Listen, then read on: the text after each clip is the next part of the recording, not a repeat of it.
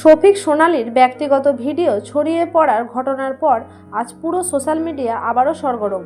কারণ এইবার মুখ খুললেন জনপ্রিয় নায়ক দেব। অনেকে দাবি করেছে দেব নাকি স্পষ্ট বলছেন গ্রামবাসী ঠিক কাজই করেছে, উচিত শিক্ষা দিয়েছে।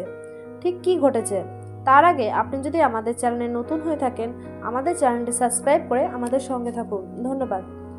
ঘটনার ভিডিওতে দেখা যায় এক তরুণকে গাছের সাথে কাপড় দিয়ে বেঁধে রাখা হয়েছে। পাশে দাঁড়িয়ে আরেকজন যুবক আর এক মেয়ে। গ্রামবাসীরা সবাই একসাথে জিজ্ঞাসা করছে কে ভিডিওটা ছড়িয়েছে, কার ফোন থেকে বেরিয়েছে। এই দৃশ্য মুহূর্তে ভাইরাল হয়ে পড়ে আর সেই ভিডিও ঘিরে উঠতে থাকে হাজারো প্রশ্ন। ঠিক তখনই দেবের একটি পুরনো সাক্ষাৎকারের অংশ সোশ্যাল মিডিয়ায় ছড়িয়ে পড়ে, যেখানে তিনি বলেছিলেন ভুল করলে ছোট্ট শাসন হলে ক্ষতি নেই, এতে মানুষ শিক্ষা পায়।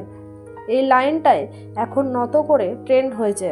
অনেকে বলছে এটা যেন গ্রামবাসীর কাজকে সমর্থন করছে, আবার অনেকেই বলছে দেবের কথাকে ভুলভাবে ব্যবহার করা হচ্ছে। এখন প্রশ্ন একটাই, গ্রামবাসী কি সত্যি সঠিক করেছে নাকি ঘটনাটা ভুলভাবে বড় করে দেখা হচ্ছে? আপনার কি মনে হয় এখানে কে সত্যি আর কে মিথ্যে?